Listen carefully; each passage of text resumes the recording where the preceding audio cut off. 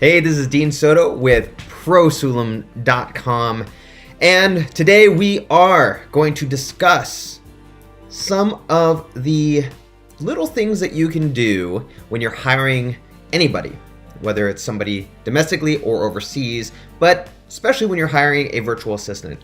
So a lot of people ask, how are you able to get basically the top 1% of the top 1% of the top 1% in Prosulum when you're getting VAs for other people?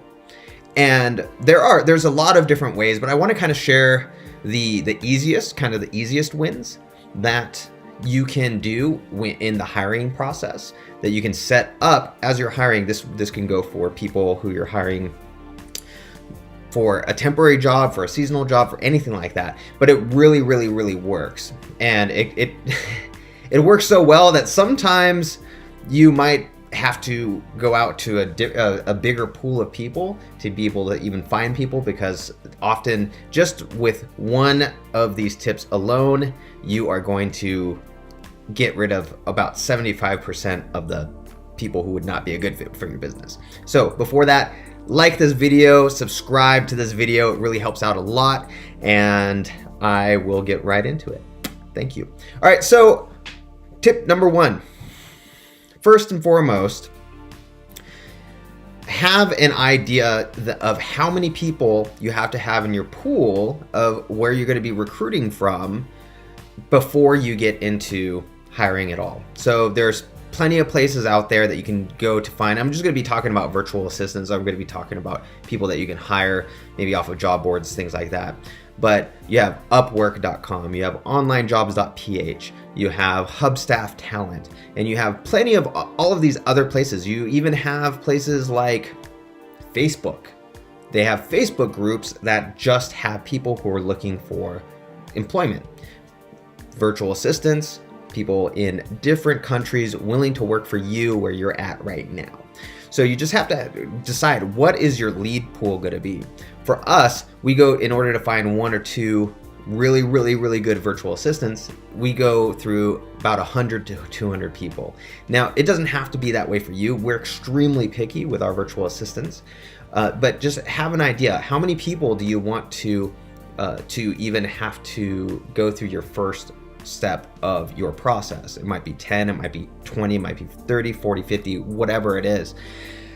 But if you're the only one that's hiring, generally you don't want to be bombarded with hundreds and hundreds and hundreds of people, because you're not going to be able to even sift through them anyway. Which leads me to point number two, having a clear way of sifting through people, right?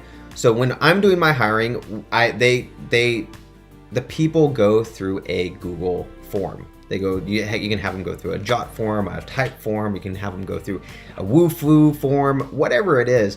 But the initial hiring process, I have them go through a form.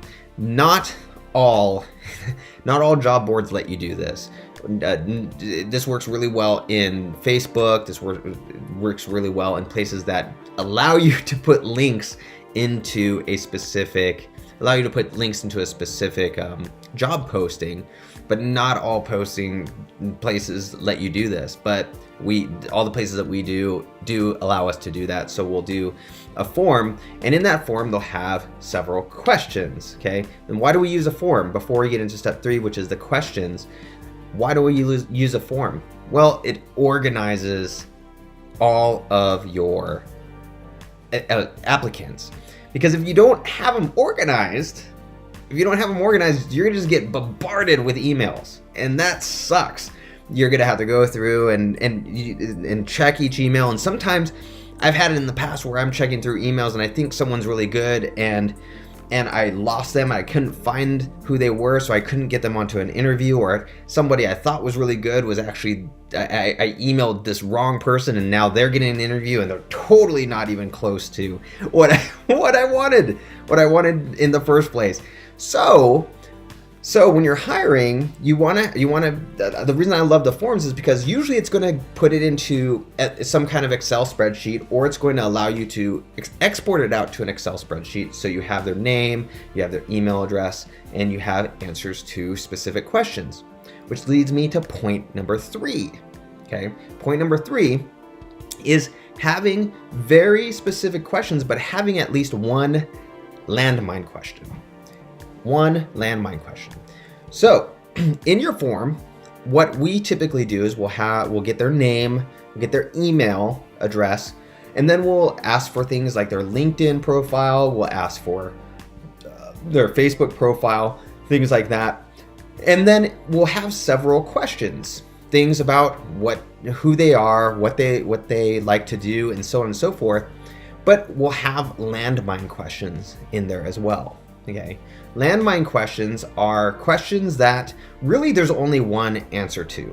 Okay, really there's only one answer, and if they were to answer that question in a way that wasn't that one answer, boom, they're cut. Out of 100 people, this actually cuts out about 75% of the bad applicants right then, right there. Okay. And it's so powerful that sometimes through that's just tier 1 of at least our 6-tier process. Often that'll destroy or get rid of all of our people, so then we have to go out and find new people. So you can only imagine if we had 70 to 100 people applying and nobody answered that question right. Boom, that sucks. Now we have to go and find more, right? So landmine question, examples of landmine question might be something like, what would you do if a customer,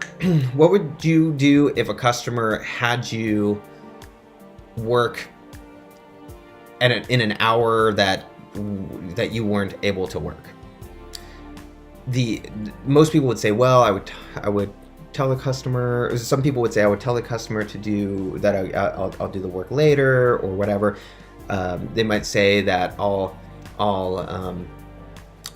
let them know that that's not my normal schedule and things like that. What the real answer could be, and this is not one of my particular questions, but what the real answer could be is, well, I'll just do it. Because in our mind, if it's an exception, if it's not like it's a normal thing that the customer normally asks, if it's an exception, if it's emergency or something like that, we want them to be flexible enough to not clock in, do their job, clock out, clock in, do their job, clock out. That's really a huge thing. You know, my guys, the guys who personally work for me, they are so available to me.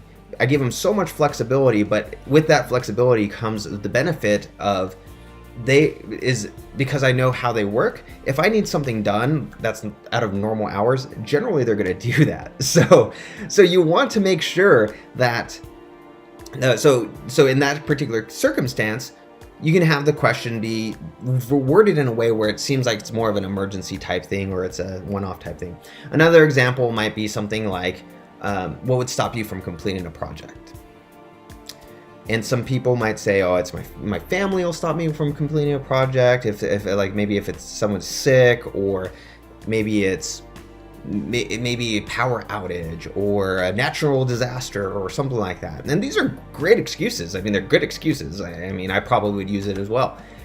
But there's only really one true answer. And the true answer would be, nothing's going to stop me from completing a project, okay? So I'll find a way. If there's a power outage, I will go into a cafe. If there's a natural disaster, I'll find some place to at least contact my person and then find a way to complete the project, okay?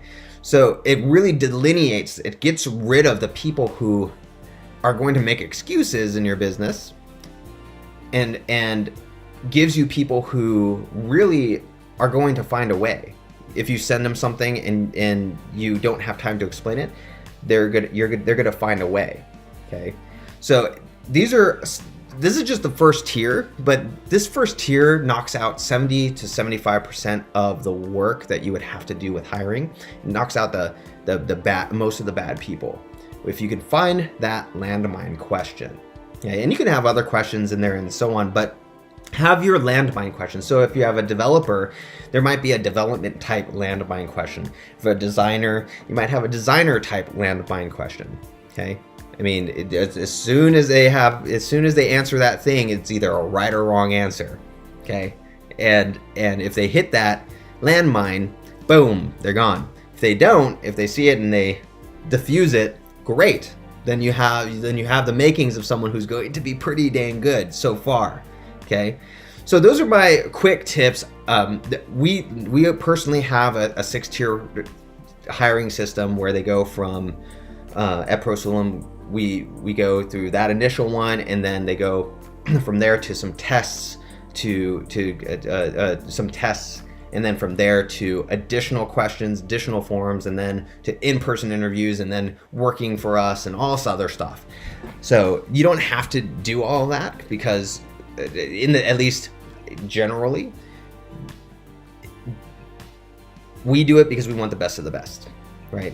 We want to be sure that we're getting the absolute tip of the top of the mountain, cream of the crop type people, right? So all that being said, if you are looking for systems and process virtual assistants that literally can duplicate you can show them a video, you can do an audio, 5 minutes, 10 minutes, whatever it is. They'll document step by step that exact process for you, and then they'll be able to do that over and over and over again, which means that eventually you'll have a nice standard operating procedure, a handbook that you can hand to anybody, and you have a scalable and sellable business. And if you like that, go to prosulum.com, prosulum.com, and check that out.